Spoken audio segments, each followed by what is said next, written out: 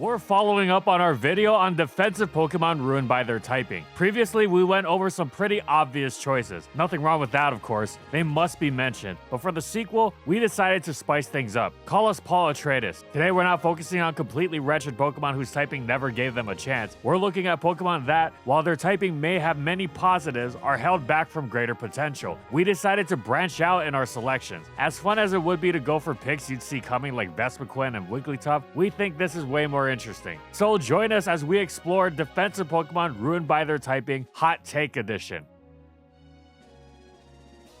But before we start, are you having a hard time finding holiday gifts? Well, lucky for us, Ridge Wallet is making it easy for us with up to 47% off some of your favorite items on their website. Ridge Wallet needs no introduction. They are the best slim wallets ever made. They fit into your front pockets easily and hold up to 12 cards and still have room for cash. Ditch those bulky wallets like I did and get an amazing slim wallet that's also very durable since it's made out of premium materials such as titanium, aluminum, and carbon fiber. There's over 50 plus colors and styles to choose from, so we know there's a good fit for you. But Ridge doesn't only have wallets, they also have key cases as well, which also fit in your pocket very easily. It can hold 1 to 6 keys and prevents them from jingling. So if you want some of the best pocket products and also support the channel to help us produce more content, click the link in the description below and get up to 47% off select products this Black Friday and Cyber Monday. And thank you so much to Ridge Wallet for sponsoring this video.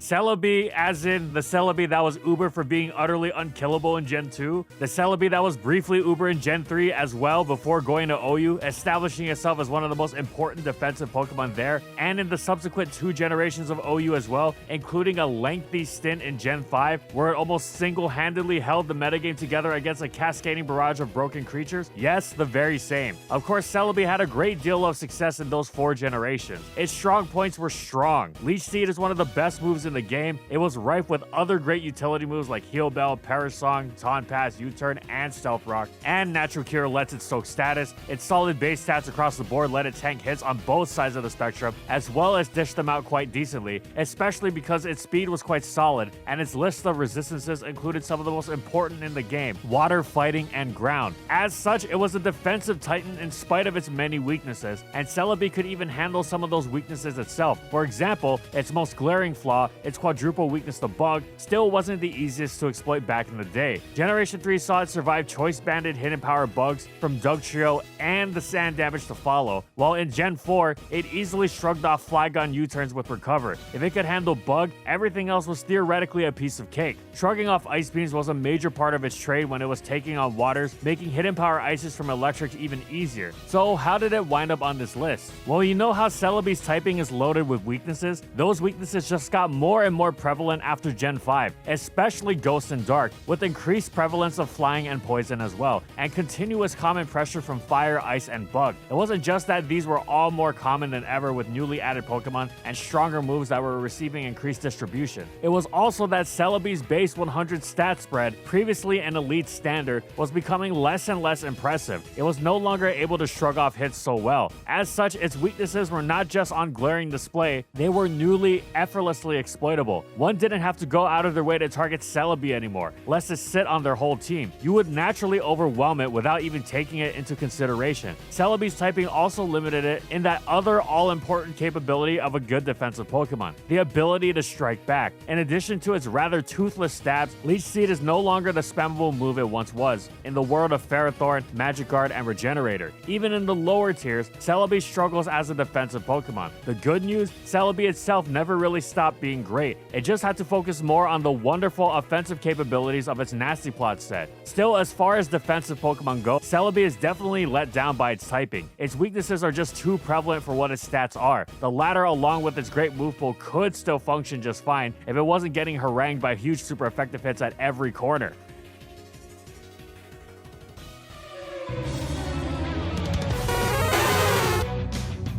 Pure Water is among the best defensive types in the game, with only 2 weaknesses, to Grass and Electric, and superb resistances to itself, Fire, Ice, and Steel, which makes it perfect for the bulky Pokemon it is often gifted to. Like Suicune and Alomomola, they don't mind being neutral to ground, for instance, because they are tanky enough to withstand such hits. Of course, there are many secondary types that bring out a new element of its game. For instance, the Slow Twins are renowned for their half-psychic typing, giving them a resistance to fighting. Sometimes Water's secondary typing can counteract what a Water might usually do, though. For instance, Toxapex and Empoleon's secondary typing giving them ground weakness, while Toxapex also becomes psychic weak and Empoleon loses its fire resistance. But as long as they bring enough upside, such as both Pokemon's fairy resistance, toxic immunity, and grass neutrality, as well as Toxapex's fighting resistance and Empoleon's dragon resistance, then it's fine. The problem with the selected Pokemon in this section is that the downsides they bring to the water typing are numerous and significant, with nearly no upside in return, at least not one that justifies their amplification of weaknesses. Lapras and Cloyster's water-ice typing is most egregious. The defensive flaws of the ice type are well known, and while a water type with stab on the ice beam often seems appealing from an offensive point of view, that doesn't really work for these Pokemon that are defensively inclined. For Cloyster, this means pre-Shell Smash, where it was purely utility. The one such bulky water-ice that does make its ice typing work is Walrein, thanks to its thick fat ability maintaining its fire resistance and wielding a wickedly strong stab ice beam in Gen 3 UU. Then its Ice Body ability turning it into a defensive and offensive force under Hail in Gens 4 and 5. Most of the time though, the ice type does nothing for waters. Quad resist to ice? Whoop-de-doo. It's funny that if you extrapolate this concept to Dugong, which is too flawed to really be held back by just its typing, but let's just throw in its thick fat ability, and Walreins for that matter, that allows for an octuple resistance to ice, but it doesn't really do anything unless you're playing a lower tier where you really need to ensure Specs Glaceon does no damage beyond Stealth Rock or something. Speaking of, that's one of the biggest weaknesses the ice type attaches to these waters, not just Stealth Rock, but rock moves in general, a coverage staple for many physical attackers that waters traditionally want to take on, and in the case of Cloyster's defense and Lapras's general tankiness, definitely would be comfortable with otherwise. Losing the fire resistance is also terrible when it is in exchange for such utter nothing. Dugong's thick fat means that it maintains the fire resistance, but it's a shame about the other flaws, and losing the steel resistance, while not huge in itself, doesn't help. Nor does gaining a fighting weakness, especially when, and this can't be stressed enough, practically nothing meaningful is gained in return. The most exploitable flaws these Pokemon have center around their ice typing holding them back. Take GSC for instance, where Cloyster is weak to Rock Slide and Cross Chop and neutral to Fire Blast. And for what? A stab ice beam it doesn't even use almost ever? Meanwhile, Lapras across the generations can't really make use of its superb move pool that ranges from Heal Bell and Parasong, hey it's like Celebi, to Thunderbolt to Dragon Dance. Water Ice may make sense conceptually, but it's a serious drag competitively.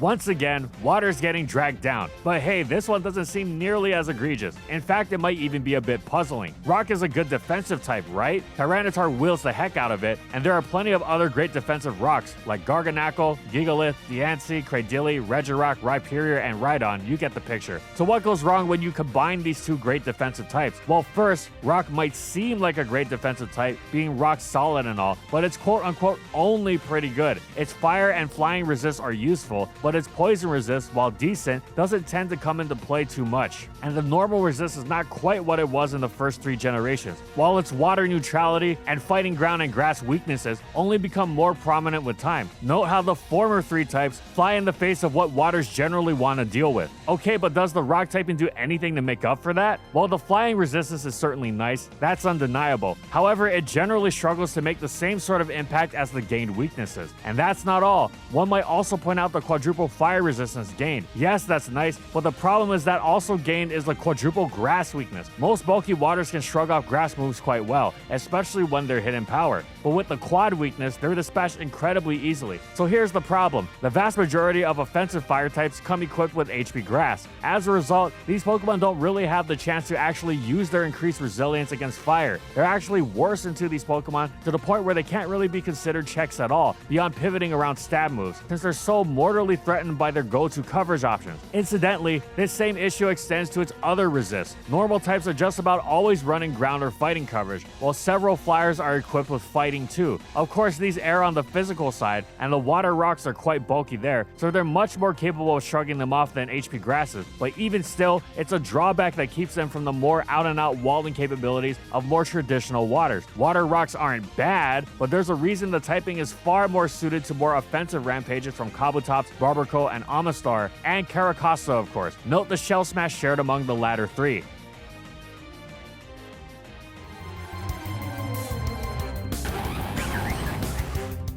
Torterra and Toadscrew are both solid defensive Pokemon on paper. They have good HP, especially Torterra, while also packing strong defense and perfectly solid special defense. Toadscrew, on the other hand, isn't so physically bulky, but it goes all out on the special side. They are both blessed with an embarrassment of riches for a support move pool. Both have Leech Seed, while Torterra packs Stealth Rock, Synthesis, and Roar, and Toadscrew has Rapid Spin, Knockoff, and both forms of Spikes. Finally, their Grass-Ground typing seems superb. Individually, Grass and Ground are both among the best defensive types in the game, and they seem to complement each other wonderfully. They form a great stab combination with which to immediately respond to a variety of opponents, while Ground threatens the fires that would threaten Grass. So what's the issue? Grass types take on Waters, both Grass and Ground types take on Electrics. This works in spite of Waters and Electrics running Ice coverage, because with their greater bulk, the Grasses and Grounds can shrug off such super effective hits, much like pure Waters can shrug off Grass moves. However, seeing as Grass and Ground are both Ice weak, when paired they create a quadruple weakness that completely upends the purpose of using them to answer these Pokemon, which is what you would want them to do. You might survive one, but you certainly won't be tanking the likes of quad effective Ice coverage. Losing the water resistance isn't really an issue, it's the increased Ice weakness. It's not just Waters and Electrics either. It's all manner of physical attackers like Tyranitar that Grounds or Grasses like Hippowdon or Tangrowth are usually effective against, since they can withstand an Ice Punch or what have you. However, when that weakness is doubled up on, they don't stand a chance. So what are you left with? After all, Gliscor and Landorus T are also Grounds with a quadruple Ice weakness, but they compensate for this with a multitude of other amazing traits. We're not just talking stats and move pool, as they're of course superb, but it's also in large part because of the typing itself, the focus of this video. Ground Flying is one of the very best in the game, endlessly resilient and flexible, and taking on what feels like the whole metagame at times.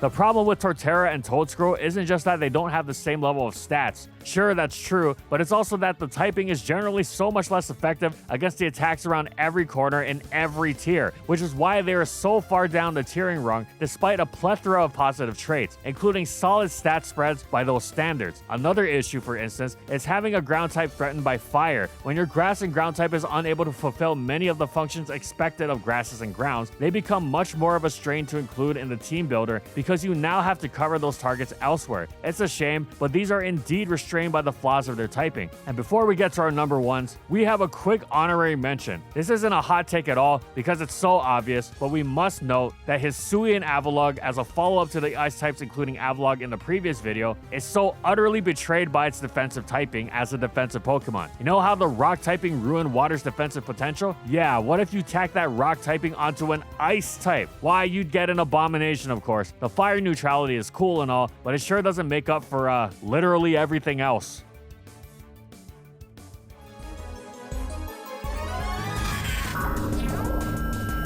The Dark Ghost typing, a combination without weakness, struck players' fancy in Generation 3. Though Sableye stats meant that the actual practical effect was underwhelming, but then it really wowed players in Generation 4 with the introduction of the superior Spiritomb. It didn't last in OU though, because yes, it had no weaknesses, but it was also very lacking in useful resist, which made it difficult for it to leverage its solid bulk, especially without reliable recovery. Of course, its normal immunity meant it crucially blocked Rapid Spin and even stuffed Explosion, and its fighting immunity was a blessing in the age of close combat, but beyond that, it was taking most hits neutrally, which wasn't enough. That's part of why Sableye re-established itself as a superior Dark Ghost in Generation 5, that access to immediate recovery. The other part was gaining the Prankster ability, which suddenly gave it a sort of unbeatable speed in terms of pulling off the moves it wanted to, gaining priority on not just Recover, but Will-O-Wisp as well, allowing it to neuter would-be physical threats that hit it neutrally. Priority Taunt didn't hurt either, and though it wasn't priority, Snarl allowed allowed it to neuter special attackers who switched in to try and hit it on the side that wouldn't be ruined by burns. It was quite a solid Pokemon that saw serious use in OU for some time. However, eventually it could no longer keep up, because the fact was that it just couldn't switch into a vast portion of the tier since it couldn't withstand neutral hits from anything short of Alakazam's Shadow Ball. Tanking Alakazam was a nice niche and all, but when it could only come in safely on that and attacks that did 0% as opposed to anything more, its opportunities were far more limited. The issue only became more pronounced in Generation 6, where the Fairy type gave it its first weakness. Of course, Gen 6 also gave Sableye a Mega that would eventually be banned to Ubers, but this was not off its strength as a defensive Pokemon, as despite its increased bulk, it was still not exactly a great hit taker. The classic Ghost type problem of low HP reducing the effect of great defenses was very much there, especially with its low speed, making it quite easy to force exploitable recovers, as opposed to putting the pressure on with Will-O-Wisp and Knockoff as it would like. Mega Sableye was such an overwhelming force because of its Magic Bounce ability, which was an absurd thorn in the side of bulky Pokemon that relied on indirect tactics. It's not exactly an achievement to wall walls. Against harder hitting teams, it struggled, and this was largely because its typing left it with so little in the way of its resists. Yes, being immune to Mega Medicham stabs were great, and one of its strongest points, but taking on Zam in Gen 5 OU wasn't enough to make Sableye a good defensive Pokemon. And the same applied to Mega Sableye in Gen 6 OU, and Gen 7 for that matter. It was a Magic Bounce machine above all else. Its typing's defensive positives were too few to compensate for its general focus on neutrality that its stats couldn't afford. And that's it. We wanted to mix things up a bit in this one, hence the focus on less easy targets, and we understand that these picks are perhaps a bit disagreeable, but we think that they have been justified. Regardless of which side of the fence you fall on, let us know what you think, and let us know which other Pokemon would fall into the category. For instance, we thought about putting Lunala on this list for its dual quadruple weakness to Dark and Ghost, but maybe next time we'll give an Uber's focus. Thanks for watching, everyone, and as always, if you liked the video and you want to see more, be sure to subscribe to False Swipe Gaming for more weekly Pokemon content, and thank you so much to our patrons for continued support of our videos, and thank you to everyone else watching as well.